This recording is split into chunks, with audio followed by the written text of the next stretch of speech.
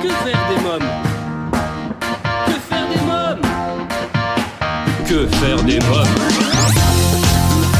Que faire des mômes? Que faire des mômes? Que faire des mômes? Que faire des mômes? Que faire des mômes? Eric Couder. Bonjour la famille, c'est Eric Couder, je suis très heureux de vous retrouver pour un nouveau numéro de Que faire des mômes, l'émission pour toute la famille à partager sans modération. Le sommaire, dans quelques instants la rubrique Allô parlons jeunesse. Je téléphonerai à Angélique Motte, professeure de français et cofondatrice du site Les Clés de l'école, un site créé par les profs pour aider les parents. Dans la nouvelle rubrique J'ai lu, je vous parlerai cette semaine de Marre des écrans de Tristan Pichard et Delphine Garcia de la collection jeunesse Les Petits Cirés. Dans la rubrique À vos agendas côté cinéma, nous découvrirons la bande-annonce du film La Chasse à l'ours. J'ai sélectionné pour vous un spectacle pour toute la famille Tom le Magicien et je recevrai Dominique Dutuy, conseillère à la programmation du festival jeune public La Grande Échelle.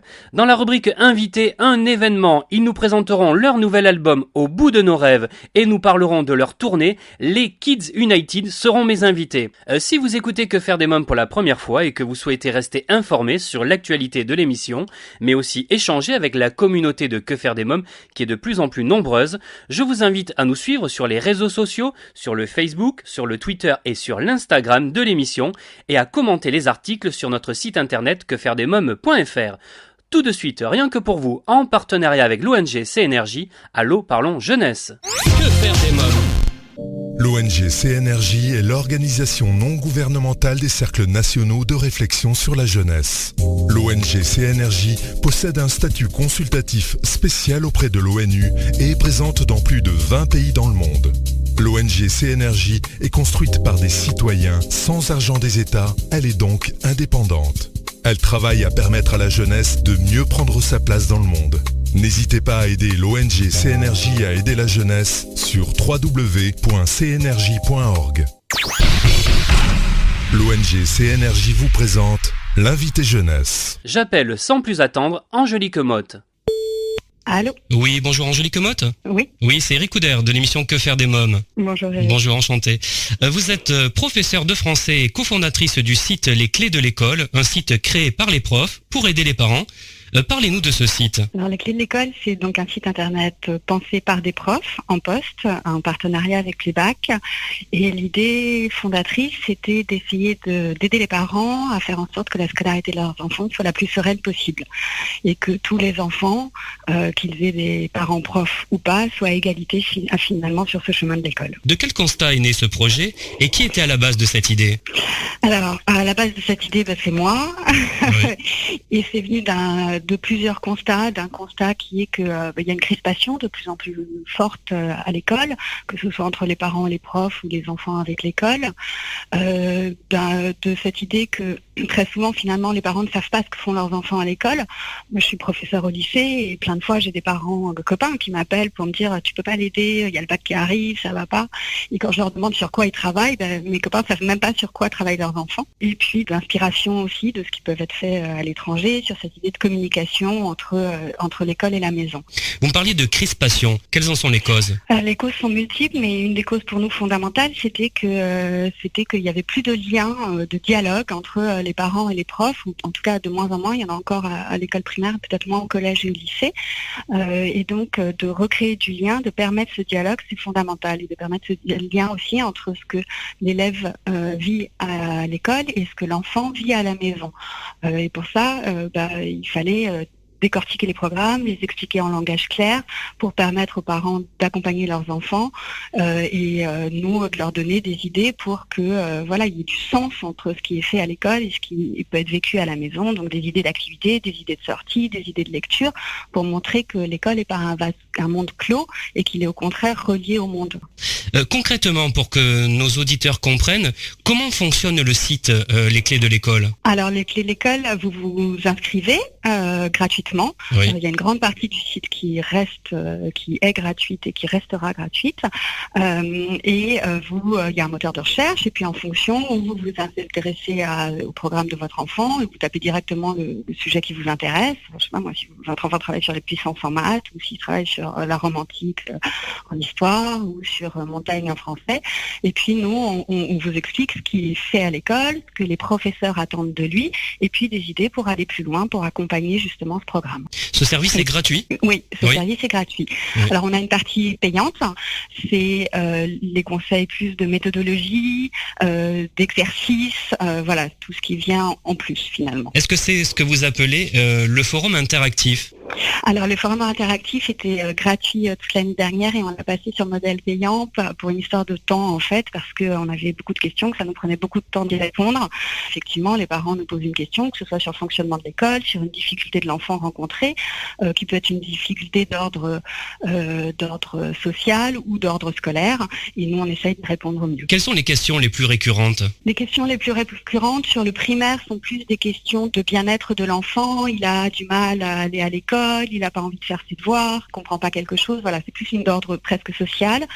Pour le collège et le lycée, ce sont des questions plus méthodologiques. Et les inquiétudes des parents en général, c'est quoi ? Quand parfois ils ont l'impression qu'ils ne comprennent pas ce que le professeur attend d'eux.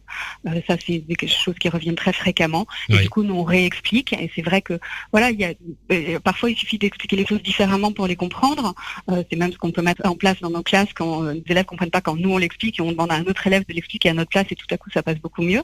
Donc, c'est cette idée que parfois, il suffit juste de dire les choses différemment pour comprendre, et c'est ce qu'on essaye de faire. Et puis parfois les parents n'osent pas aller voir les professeurs de leurs enfants directement, et le site permet cette distance qui fait qu'ils n'ont plus peur et qu'ils osent nous poser des questions qu'ils n'osent pas poser parfois. Dans quelques minutes, la suite de Que faire des mômes, toujours en compagnie de Angélique Motte pour en savoir davantage sur les clés de l'école. Dans la rubrique J'ai lu, je vous parlerai du livre Marre des écrans. Nous découvrirons la bande-annonce du film La chasse à l'ours. Je vous parlerai du spectacle Tom le magicien. Dominique Dutuis nous présentera le festival Jeune Public La Grande Échelle et je recevrai les Kids United. Mais pour l'instant, c'est la pause. À tout de suite. Que faire des mômes ? Si vous venez de nous rejoindre, vous écoutez Que faire des mômes, votre émission familiale à partager sans modération, c'est Eric Couder. Je suis en ligne avec Angélique Motte, cofondatrice du site Les Clés de l'école. Je vous propose d'écouter la suite de notre conversation. Angélique Motte, de qui se compose votre équipe ? Alors l'équipe, c'est une quarantaine de profs aujourd'hui, Oui. Et on continue à élargir, des profs bienveillants, des profs qui pensent que ce qui compte avant tout, c'est le bien-être de l'enfant, ce qui est quand même la majorité des profs, heureusement. Oui. Des profs qui ont envie aussi de recréer ce lien, d'expliquer un langage clair, et de mettre à disposition tous ces outils qu'ils mettent en place eux avec leurs enfants et de les partager avec le plus grand nombre. Oui. Le métier de prof, c'est un métier difficile. Hein. Oui, c'est Ouais. un travail de fou. Et moi, je peux vous donner un exemple. Je suis professeure en littérature en terminale L, par exemple, et notre programme, nous, change à 50% tous les ans. Donc, Ouais. je dois refaire mon programme à 50% tous les ans. C'est évidemment beaucoup de travail de préparation, donc, que je suis ravie de faire. Puis les copies à corriger, puis le temps aussi de dialogue avec les élèves eux-mêmes et avec leurs parents.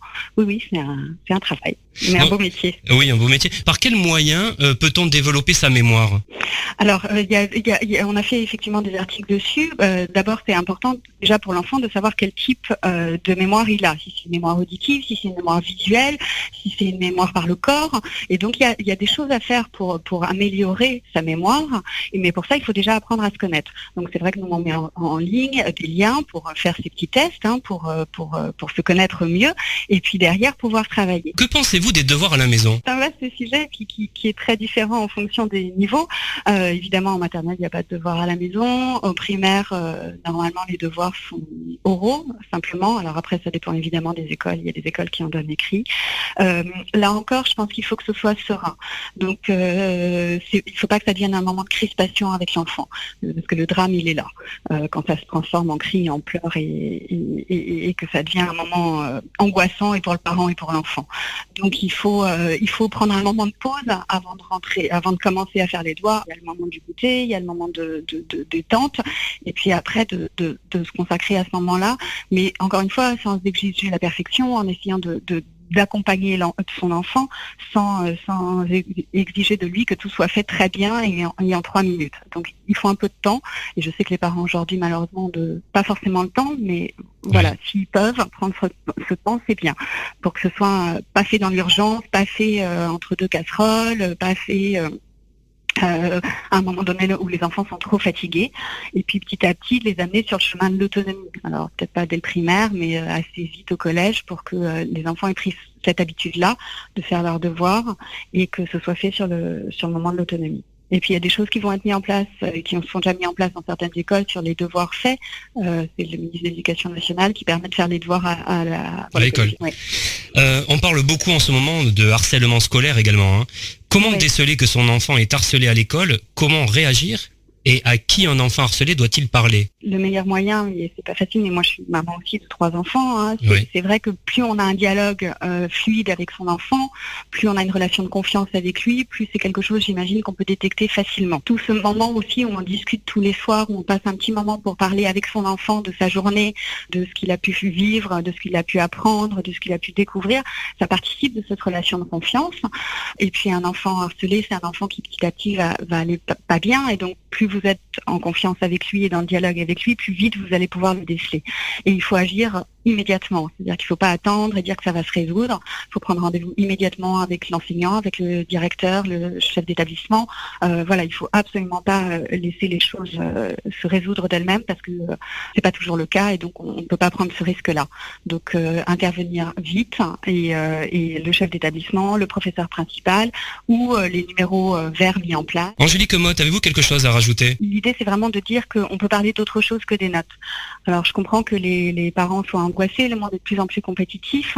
Aujourd'hui, c'est vrai que la réussite pour nos enfants, c'est quelque chose qu'on veut tous, mais parler des notes, c'est finalement, si la première question de soir quand les enfants rentrent, c'est sur les notes et combien tu as eu, c'est finalement assez angoissant. Imaginez-vous en train de dire tous les jours à la personne avec qui vous vivez combien tu as gagné aujourd'hui. C'est assez anxiogène quand même. C'est vrai. Donc, de reparler plutôt du sens de ce qu'ils ont fait, de ce qu'ils ont appris, de qu'est-ce qui t'a surpris aujourd'hui. Voilà, il y a d'autres questions à poser que les notes. Ça, je pense que c'est important à entendre.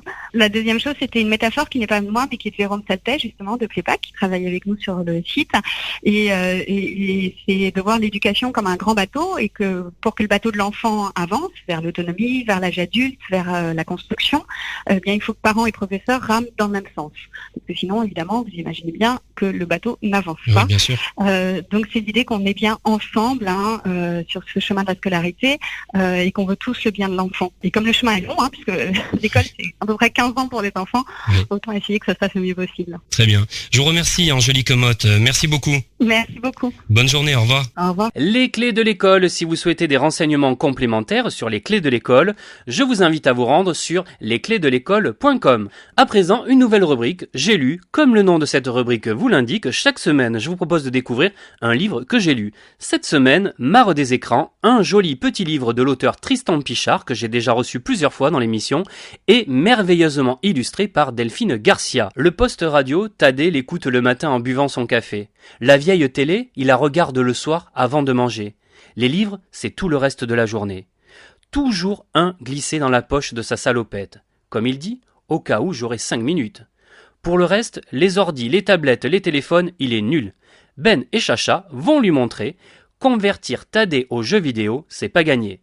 Marre des écrans est un livre de la collection jeunesse Les Petits Cirés pour les 4-7 ans dans un univers de vacances. Les personnages principaux sont Chacha, l'aîné à lunettes qui aime jouer la grande, Ben le petit frère au caractère tantôt lunaire tantôt espiègle, Thaddée le grand-père un peu bougon mais au grand cœur et qui connaît plein de trucs. Eh bien, vous trouverez Marre des écrans de Tristan Pichard et Delphine Garcia de la collection Les Petits Cirés aux éditions Locus Solus. Dans quelques minutes, Que faire des mômes continue, nous découvrirons la bande-annonce du film La chasse à l'ours. Je vous parlerai du spectacle Tom le magicien. Je recevrai Dominique Dutuy, conseillère à la programmation du festival Jeune Public La Grande Échelle. Et un événement, les Kids United seront dans Que faire des mômes. Mais pour l'instant, c'est la pause. À tout de suite. Que faire des mômes ?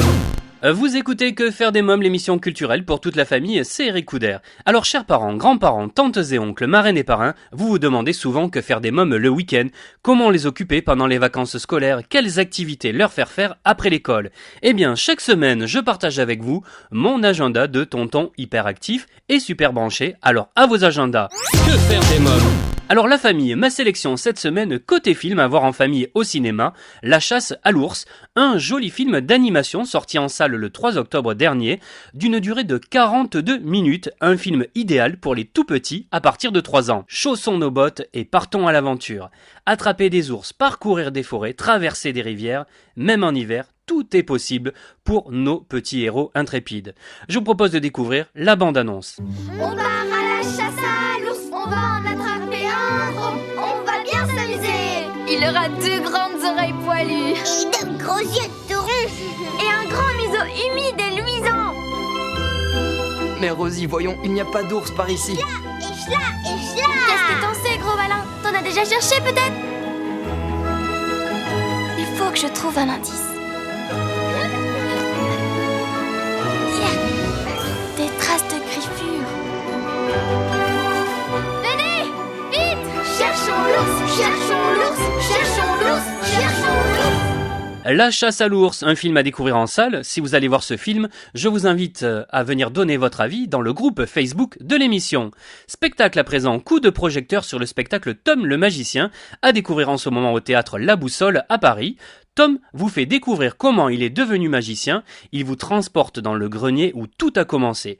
Une histoire drôle et émouvante, ponctuée de numéros de magie, apparitions, disparitions, transformations, lévitations saupoudrées de musique, des chansons et d'un ballet d'ombre chinoise. Je vous propose de découvrir la bande-annonce. Je suis Tom, le magicien, salut les copains. Et quand ça swing dans ma magie, oh, je suis ravi. Et maintenant, regardez bien l'apparition d'un lapin. Ce sont des enfants à qui je raconte mon histoire. Des éléphants qui font pipi dans le noir. Mais non! Les enfants, écoutez bien l'histoire de Tom le magicien. Tom le magicien, un spectacle à partir de 4 ans, à découvrir en famille au théâtre La Boussole à Paris. À présent, un événement proposé par l'Adami et Tsen Productions. Ne manquez pas le festival jeune public La Grande Échelle qui aura lieu au Montfort Théâtre à Paris. Pour nous en parler, sa conseillère en programmation, Dominique Dutuy. Bonjour Dominique Dutuy. Bonjour. Alors, vous êtes conseillère à la programmation du festival Jeune Public La Grande Échelle.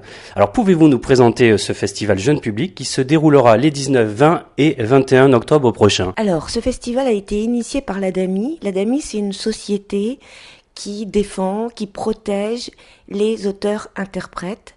Et donc, cette société-là a lancé un appel d'offres il y a 3 ans. On y a répondu et ils nous permettent donc de créer ce festival qui est vraiment pour les adultes et pour les enfants. Et là, c'est la 3e édition qui aura lieu au Montfort. Alors, c'est 3 jours de spectacle dans différents lieux. Donc, on pourra retrouver dans les salles des spectacles, en caravane, sous une yourte et au pied des arbres. Le théâtre, ça peut se passer partout. Donc, à côté du Montfort, il y a un grand parc. Et donc, dans le parc, au pied des arbres, il va y avoir des tas de surprises, à la fois des clowns, des constructions de cabanes en bambou qui vont complètement transformer à la fois le parc, Georges Brassens qui est à côté, et puis aussi devant le Montfort, et puis aussi des tas de surprises. Il va y avoir des danseurs qui sont mis en scène par Saïd Olelou, qui est un danseur de hip-hop. Ils seront 15 et ils vont débarquer comme ça, ils vont surgir de derrière les arbres.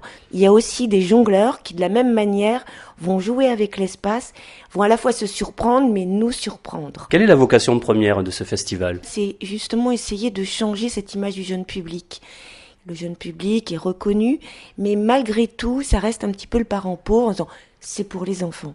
Mais en fait, le théâtre pour les enfants, c'est un théâtre qui est très important parce que d'abord les enfants, ils s'aperçoivent que à travers l'art, à travers des écritures qui sont sensibles, ils peuvent penser autrement, quelquefois s'ouvrir au monde de façon différente. Ce festival, c'est redonner le goût déjà de partager. Parce que, adulte, enfant, il y a maintenant les écrans, on se retrouve à la maison, on se parle plus, c'est partager. Et partager aussi avec les artistes. Les enfants, c'est quand même un public le plus difficile, et ça on l'oublie. Oui, les enfants sont extrêmement exigeants. On peut penser qu'on les met devant n'importe quoi, de toute façon, ils vont regarder. Et en fait, pas du tout. Et ce qu'il y a de très très bien, c'est que, étant journaliste aussi de jeune public depuis des années, les enfants voient des choses que nous, adultes, ne voyons pas.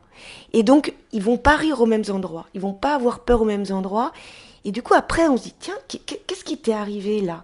Et c'est un moment donc d'échange nouveau à travers des spectacles, alors que c'est d'autres regards qu'on n'a pas habituellement dans la vie. Quel est le programme que va découvrir le public ? On a une thématique, c'est-à-dire c'est l'envol. C'est permettre aux adultes et aux enfants peut-être d'apporter des déclics qui donnent envie de décoller de là où on est quelquefois un peu lourd et on a du mal à se permettre, à oser. Donc il y a le premier spectacle qui s'appelle L'Envol, qui est le spectacle d'ouverture, où là c'est un père et son fils qui l'ont fait ensemble.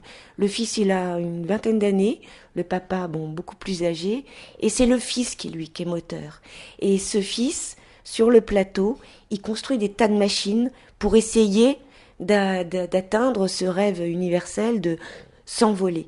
Donc c'est avec des machines, c'est avec de la musique, c'est avec du dessin, c'est avec de la vidéo. Et après, les autres spectacles sont toujours sur cette thématique. C'est comment on peut décoller de la place là où on est, avec ce qu'on a, à la fois nos savoir-faire et puis aussi notre imaginaire. Merci Dominique Dutuit, merci beaucoup. De rien. À la grande échelle, les 19, 20 et 21 octobre, le festival Jeune Public au Théâtre Montfort à Paris, à ne surtout pas manquer, un beau programme en perspective. Si vous souhaitez plus de renseignements sur cet événement, je vous invite à vous rendre sur le site lemontfort.fr.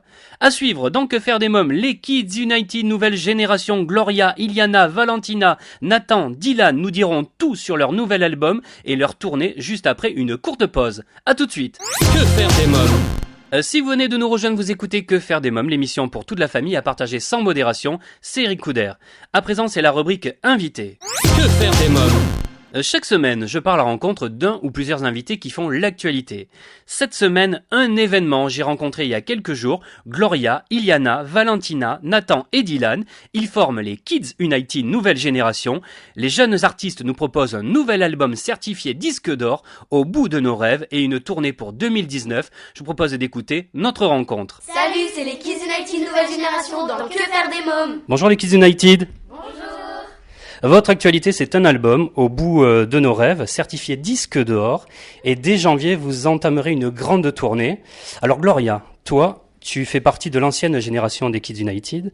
Raconte-nous, comment a commencé pour toi cette aventure, les Kids United ? On a déjà fait un casting pour prendre Valentina et Nathan.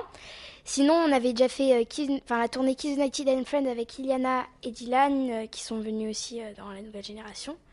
Donc c'est de là que tout a commencé. Après, on a commencé à se connaître et voilà. Oui, ça c'est maintenant, c'est pour la nouvelle génération. Mais toi, comment ça a commencé, toi, l'aventure pour toi, au tout début ? Au tout début, alors ils m'ont repéré dans The Voice Kids, du coup ils m'ont appelé pour faire le casting. J'ai été prise, j'étais très très contente et maintenant on a continué sur 5 ans maintenant et après on a continué avec la nouvelle génération. Qu'est-ce que ça a changé dans ta vie, toi, les Kids United ? Tout a changé. J'ai plus la même réputation, je suis plus pareille. Je suis dans mon élément. À l'école, ça a changé des choses ? Comment ça se passe à l'école, justement ? Ça se passe bien, je fais l'école à la maison, du coup c'est plus facile pour m'organiser. Alors on te retrouve également dans la comédie musicale Émilie Joly. Tu aimes jouer la comédie ? Il paraît que tu as envie de devenir actrice, c'est vrai ? C'est totalement vrai, j'aimerais vraiment faire un film ou même faire quelque chose, comédie musicale, c'est vraiment mon rêve. Qu'est-ce qui te plaît dans le métier d'actrice ? Ce qui me plaît, c'est que on peut jouer un rôle dans n'importe quelle situation, si par exemple dans la réalité on est plein de joie, si on doit pleurer maintenant à la demande, c'est vraiment quelque chose que j'aimerais trop pratiquer. Dans cet album, on retrouve entre autres, alors il y a plein de chansons, et il y a une chanson, Emmenez-moi, de Charles Aznavour.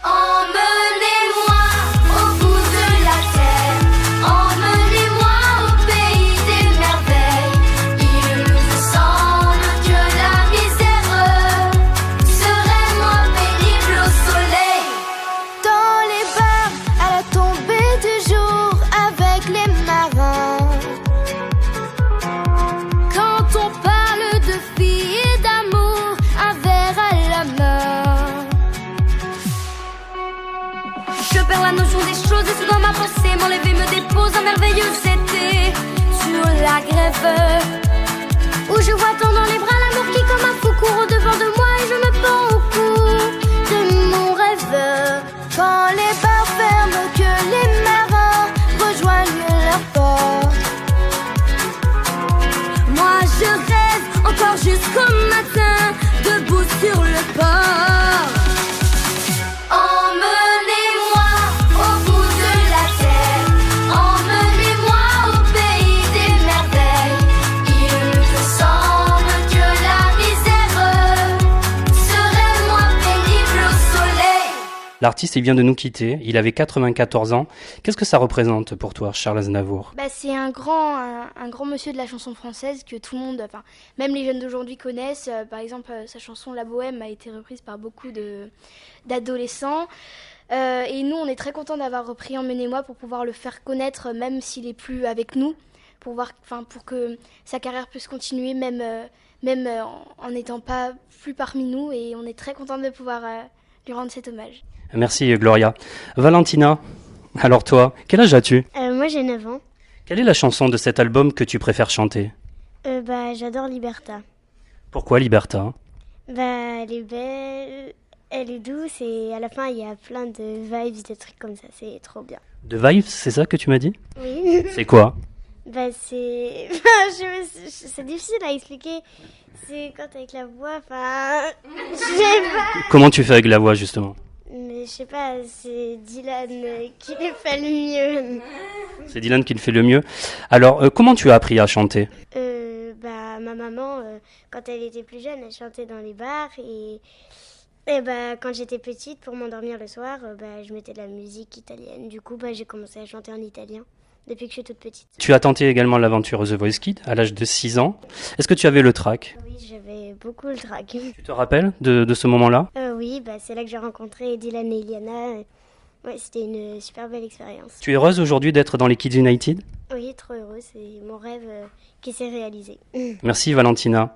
Alors Iliana maintenant. Alors toi tu as participé également à The Voice Kids. Tu es allée jusqu'en demi-finale. Quel souvenir en gardes-tu ? Déjà c'était ma première scène. Donc la première fois que je monte sur scène, que je chante devant un public, devant des stars, enfin les coachs. Et pour moi c'est une aventure extraordinaire. Qu'est-ce que tu as appris ? J'ai appris déjà à contrôler le stress. Parce que du coup, les premières scènes. Après, j'ai appris à plus avoir confiance en moi sur scène. Et à chanter aussi. En janvier, vous serez en tournée. C'est quelque chose que tu aimes, les tournées, rencontrer le public ? Oui, c'est extraordinaire de pouvoir chanter, faire une tournée, qu'il y a le public qui vienne nous voir chanter. Donc c'est vraiment magique.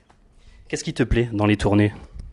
De chanter sur une scène devant un public et que les gens ils viennent nous voir pour nous entendre, donc c'est trop mignon. Et notre passion, chanter aussi. Est-ce que chanteuse est un métier que tu souhaites poursuivre ? Si je peux devenir chanteuse, oui, mais sinon après j'ai d'autres métiers aussi que j'aime bien. C'est quoi comme métier ? Travailler dans le stylisme. Qu'est-ce que tu ressens quand tu chantes sur scène devant le public ? Je ressens plein de choses. Il y a des chansons où je ressens de la joie. Après, il y en a, c'est de l'émotion. On essaye de faire ressentir l'émotion. Qui est ta chanteuse ou ton chanteur préféré ? J'adore Shawn Mendes et Rihanna aussi. Merci Iliana. On se retrouve la famille pour Que faire des mômes dans quelques minutes, toujours en compagnie des Kids United. Mais pour l'instant, je vous propose de faire une courte pause. À tout de suite. Que faire des mômes ? De retour pour la suite de Que faire des mômes, votre émission familiale à partager sans modération, c'est Eric Couder. Je vous informe que vous pouvez écouter tous les podcasts de votre émission Que faire des mômes sur quefairedesmômes.fr. Ils sont les nouveaux messagers de l'UNICEF France. Ils nous proposent un nouvel album, Au bout de nos rêves, où le groupe a puisé dans le répertoire des plus belles chansons françaises, porteuses de valeurs, de paix, de joie et d'amour. Les Kids United sont mes invités. Je propose d'écouter la suite de notre rencontre. Nathan, maintenant. Alors toi, tu es fan de musique et de foot. Qui est ton joueur préféré ? C'est Cristiano Ronaldo. Tu aimerais être footballeur ? C'est une de mes passions aussi, donc c'est aussi un de mes rêves. Tu fais du foot ? J'en faisais, mais je joue toujours au foot. Qu'est-ce que ça a changé pour toi, les Kids United ? Je sais pas comment dire, ça a un peu changé ma vie. Du coup, je fais plein de trajets tout le temps, puis je vis des expériences incroyables. Alors l'album Au bout de nos rêves était en association avec l'UNICEF, puisque 1 euro par album vendu leur est reversé. Chanter pour une cause, celle des enfants, est une chose que tu aimes faire? Alors oui, c'est une chose que j'adore faire et c'est très important. Et pour aider les enfants qui sont défavorisés et on les aide à avoir une meilleure vie. Merci Nathan. Dylan, alors depuis quel âge tu chantes toi? Je chante depuis que j'ai 4 ans. Tu aimes chanter sur scène?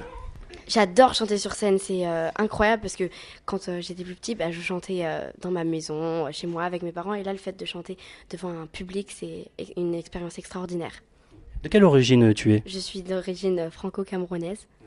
Voilà. Tu es retourné déjà au Cameroun? Tu y es allé? Non, j'y suis jamais allée, mais j'en ai beaucoup entendu parler vu qu'il y a toute ma famille du côté de ma mère là-bas.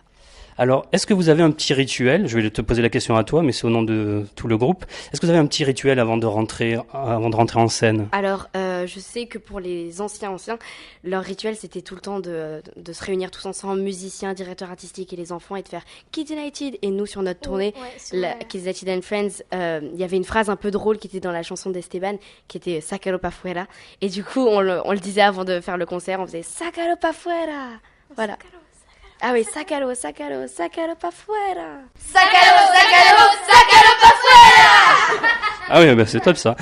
Comment tu te prépares, toi, avant les concerts? T'as une façon de travailler ta voix, de répéter? Alors, notre coach vocal nous a tous envoyé des petites, des échauffements de voix qu'on avait fait avant. Et du coup, je les reprends dans mon téléphone et je fais les échauffements de voix pour que ma voix soit bien, quoi. Est-ce que tu as un entraînement physique aussi? Parce que c'est très physique. Je vous ai vu sur scène il n'y a pas longtemps. Dis donc, vous dansez, vous chantez, hein, c'est physique. J'ai pas vraiment d'entraînement physique, mais après je travaille avec ma prof de chant à la respiration, parce que, pour mon cas, je chante la Java de Broadway sur l'ancienne tournée, et c'était une chanson où il fallait beaucoup bouger, les paroles s'enchaînaient très rapidement, et je devais faire un peu le show. Et du coup, j'ai essayé de travailler sur la respiration, prendre mon temps et voir à quel moment je respire pour qu'il n'y ait pas de petits problèmes. Quelle est la chanson de cet album que tu aimes interpréter sur scène? Alors la chanson que j'aime, j'en ai plusieurs en fait. J'en ai 3 que j'aime beaucoup interpréter, c'est La Ballade des gens heureux, Liberta et Emmenez-moi. Pourquoi ces chansons? Parce que ces 3 chansons, je sais pas, c'est les chansons que j'ai le plus aimé chanter en studio et du coup, elles m'ont resté dans la tête et maintenant, c'est celles que je préfère le plus et que j'aime le plus chanter, quoi.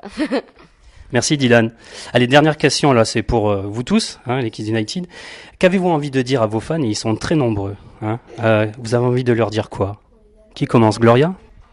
Moi, je leur dis de suivre leurs rêves, d'être passionnés par ce qu'ils font et de faire ce qu'ils ont envie de faire parce pour moi, on a plusieurs vies, mais il faut quand même profiter de chacune parce qu'elles sont précieuses. On pense tous la même chose que Gloria, qu'ils aillent jusqu'au bout de leurs rêves, comme le dit notre album, et qu'on les aime fort. Et merci de tout le soutien qu'ils nous donnent parce que c'est grâce à eux qu'on est là et qu'on réalise notre rêve. Et donc je voudrais dire merci à la Kids Family, à tout le monde qui est là derrière nous et qui nous envoie des messages sur nos réseaux sociaux. C'est vraiment très gentil et on espère que ça va durer. Merci les Kids United. Merci.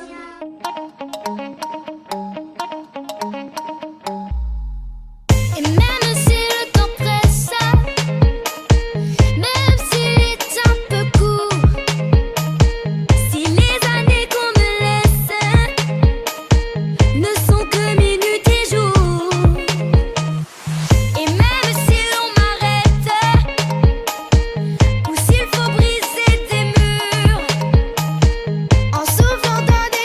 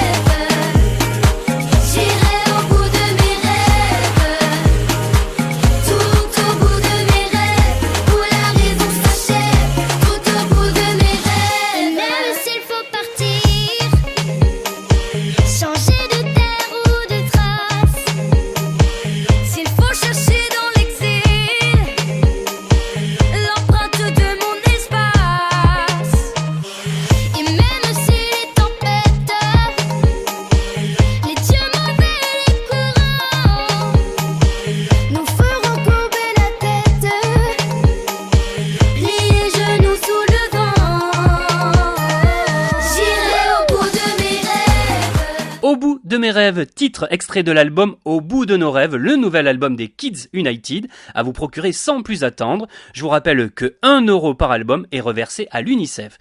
Le groupe sera en tournée à travers toute la France à partir du mois de janvier et ils seront au Dôme de Paris, Palais des Sports, les 23 et 24 mars prochains. Et bien voilà, nous sommes au terme de l'émission. Merci d'avoir été à l'écoute de ce nouveau numéro de Que faire des mômes. Un grand merci à mes invités, les Kids United, Dominique Dutuis du festival La Grande Échelle, Angélique Motte, les Clés de l'école. Comme chaque semaine, j'embrasse très fort ma petite nièce Erika qui m'a inspiré cette émission. Avant de nous quitter, je voulais vous remercier pour votre fidélité et si vous découvrez notre programme pour la première fois et que vous avez aimé notre émission, n'hésitez pas à nous le faire savoir en nous laissant un commentaire sur les réseaux sociaux, Facebook, Twitter et Instagram et à vous abonner à nos podcasts sur quefairedesmoms.fr. Eh bien la famille Que faire des mômes pour aujourd'hui c'est terminé. Bye bye.